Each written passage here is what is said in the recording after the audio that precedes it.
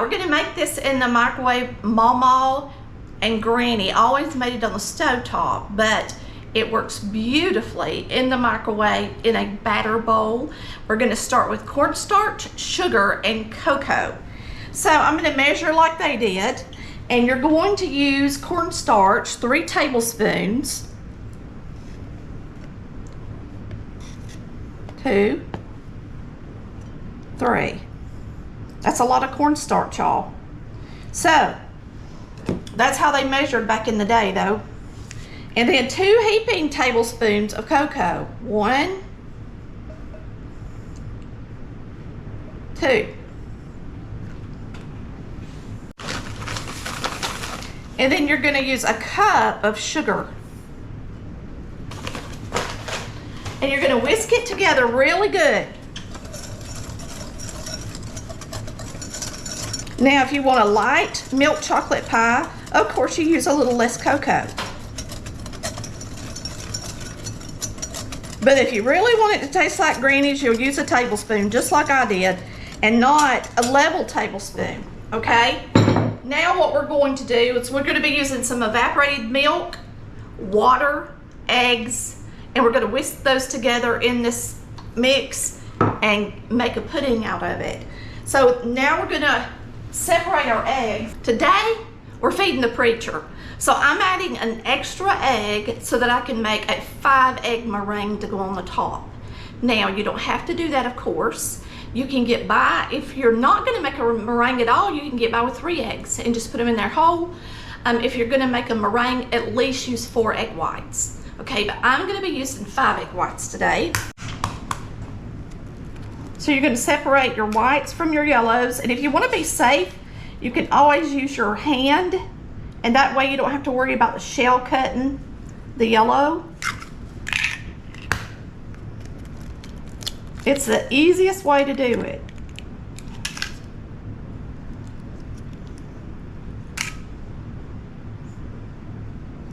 We're also going to remove these whites so that our pudding, it doesn't make a lumpy pudding. It's not absolutely required, of course, but Mama always did it. So I'm going to do it since I'm having the preacher over. So I'm going to take this out of there. And I usually just use a fork. It's not always the easiest thing because they're slippery. And those are small enough it don't matter. They'll whisk up in there fine. Now on these, we're just going to get the largest ones off. All right, now we're going to add 1 cup of evaporated milk. It is not condensed sweetened milk, it is just evaporated milk. So you're going to put in a cup of that and a cup of water. Now if you want it to taste like my Granny's pie, you'll use the evaporated milk because it does have a certain flavor, just how good, you know how good it is in homemade ice cream and stuff like that. So if you don't have evaporated milk, you can also use regular milk and just use 2 cups of milk. But we're going to use 1 cup evaporated and 1 cup of water. And I added just a little bit to grow on because I've got extra eggs in there today, which means it will make a nice thick pudding. So you're going to whisk this milk in there. And you're going to add the yellows from the eggs. Now, you're going to put in vanilla, but you put vanilla and a little bit of butter in after it comes out of the microwave and after it cooks. Now, this is the same recipe that you can use in a double boiler or in a nonstick saucepan on top of the stove. But I promise, if you make this in the microwave, it will be fast, creamy, perfect, no scorching, no burning. You'll be in love. Now, Mama did use a microwave. She's the one that taught me this trick. She was a caterer. Y'all, it's wonderful. Just give it a try and you'll never go back. Especially on these hot summer days. All right, 3 minutes. The first one. Then you're gonna take it out and you're gonna whisk it really good. And you're gonna cook it until it's nice and thick. So remember, everybody's microwave is a little bit different wattage. So you need to cook your pudding until it's nice and thick, because it's not going to thicken in the refrigerator. A lot of people make the mistake and think it's going to be like instant pudding, and they're going to put it in the refrigerator and get it out, and they're going to be able to slice into it, and they put it in there too runny, and you can't do that when you're making homemade pudding. So you'll see the consistency of it when I pour it into the shell.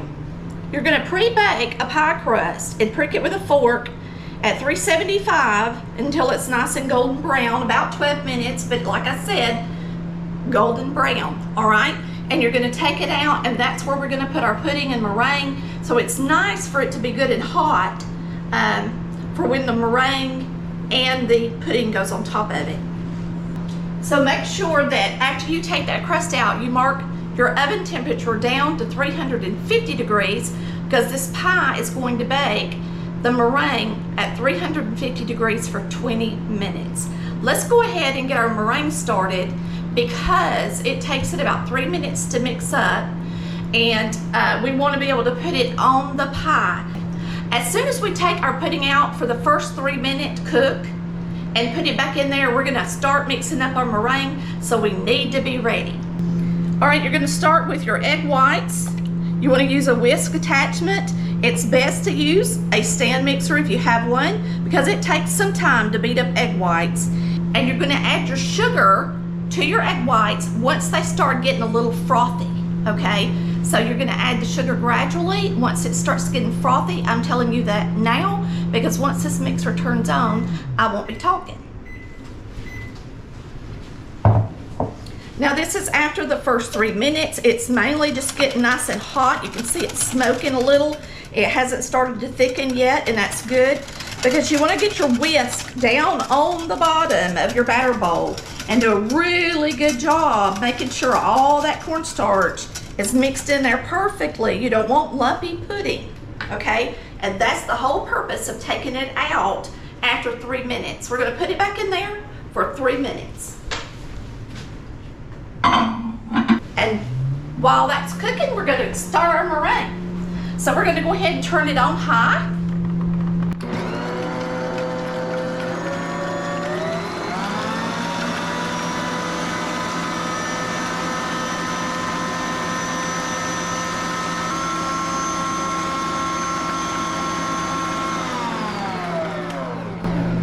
Now they're frothy, and I'm going to add my cream of tartar. And I was just looking at my recipe, and I don't really tell you how much cream of tartar. So I usually use about a 1/4 teaspoon to a 1/2 teaspoon. Today I'm using a 1/2, since I did use 5 egg whites. And as soon as I start mixing this up, we'll start adding our sugar.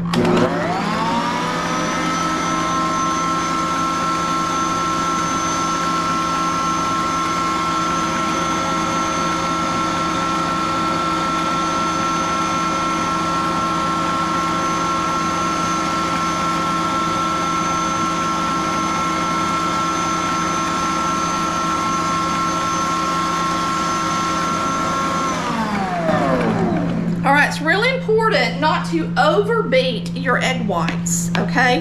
So you want them to have a stiff peak, and they're ready. They're ready. So be real careful and don't overbeat them. They're just perfect. And I should have tested them a little sooner, but I was over here wiping off the counter, but it's ready. All right, really it takes it right about the same amount of time as it does your pudding. It's a pretty good rule of thumb. Now you're going to see how thick the pudding is. You see how nice and thick that is?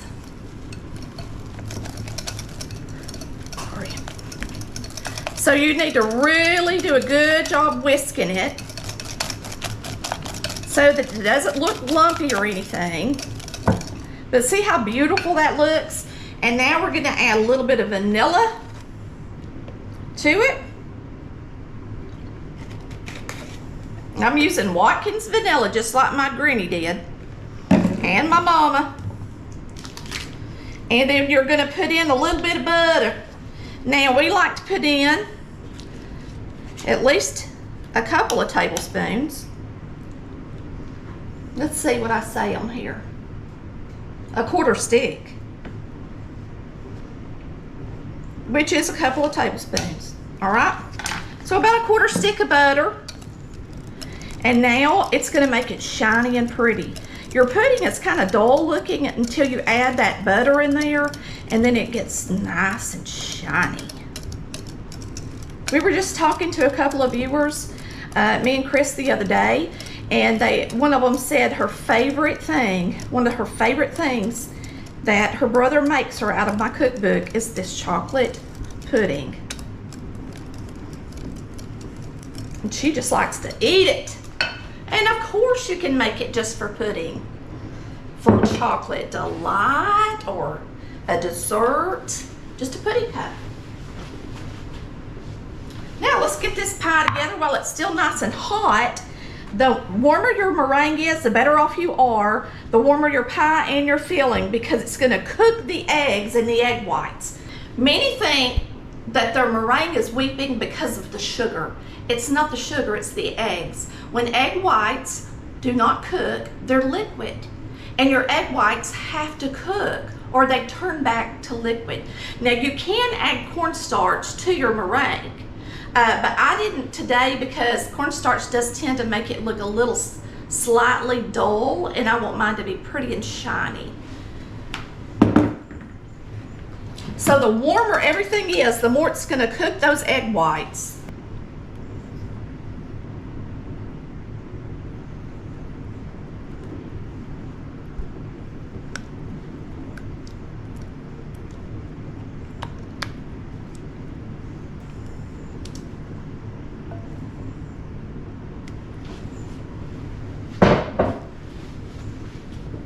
See how pretty that is? Just like Granny's. Now at this point, if you don't like meringue, you can top it after it cools with Cool Whip or whipping cream. But you gotta cool it all the way in the refrigerator first if you're gonna do that. So we're gonna get this in the oven with this gorgeous meringue. And whenever you use meringue on a pie, it's really best if you do let it come to room temperature. It's really best for your meringue on your pie and your meringue, once you get it out of the oven, to let it cool down at room temperature before you just slide it in the refrigerator hot, okay?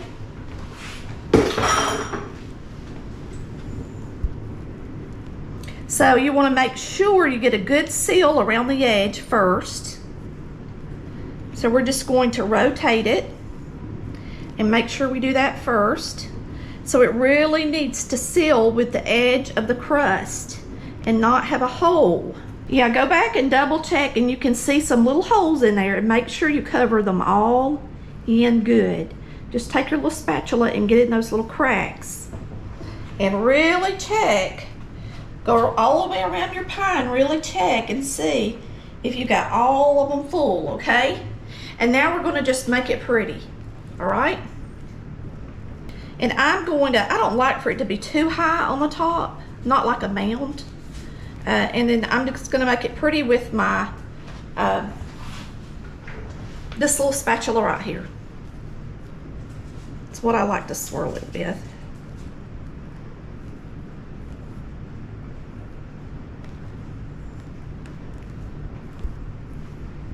And you can tell the higher the meringue, the more you need to make sure and let it cook good in that oven, okay? Do not take it out too early because you want the egg whites to cook. Nobody wants to eat raw egg whites. Yes, I see these baking shows all the time where they go in and they torch their meringue, and that's all they do to it, and then they serve it. So you're really eating the raw egg whites. And I prefer to bake it in the oven, okay?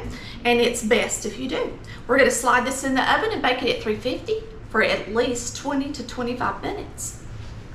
And it needs to be 350 so that it makes it pretty and golden. You don't want it too brown.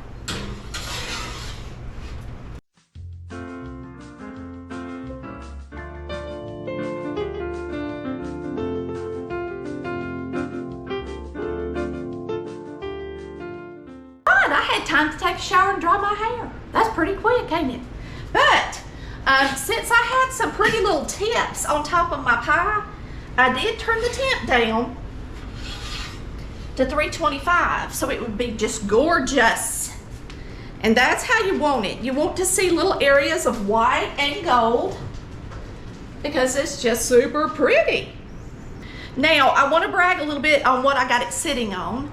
And the reason I love this Baker's cookie cooling rack, or whatever you want to call it, is it's got legs and it has handles. Y'all, this has been the best cooling rack I have ever owned. And I'm not just blowing smoke up your butt. You know what I mean? It's just really nice. So if you don't have one or you need a new one, please go through our website and click on Amazon must-haves, and you will find this cooling rack. It may be under bakeware as well, but it is just such a blessing to have because you can pick it up and move stuff around really easy. And I just wanted to show y'all that. We're going to let this cool down to about room temperature, and we will be having it for dinner tonight. All right, we're slicing a piece of this pie.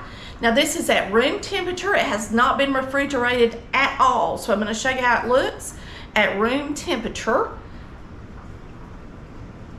And our meringue has wheat just a little bit, but not bad. And your meringue always wants to fall a little bit once it cools down. So keep that in mind as well.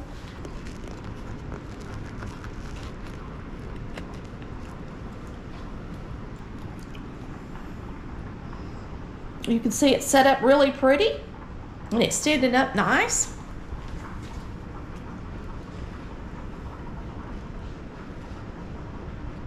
And there it is. And look how pretty it looks in the pie plate. Looks good. Now that is a pretty piece of pie. And you can tell it's set up perfect. Doesn't even have to be in the refrigerator. Matter of fact, Granny would put hers in the refrigerator after everybody had a piece. All right? So we're gonna give this a try. This is the best one I have made in a long time, and I really think it's because I used a plain old tablespoon out of the drawer. It's more like my Granny's than any I have made in quite a while. So y'all use a big old tablespoon.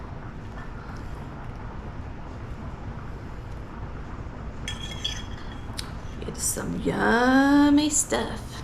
So easy to make.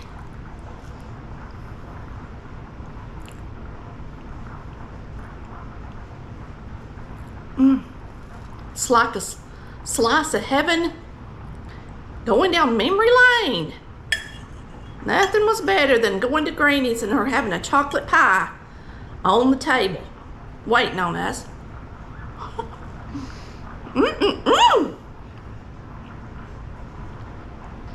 Woo!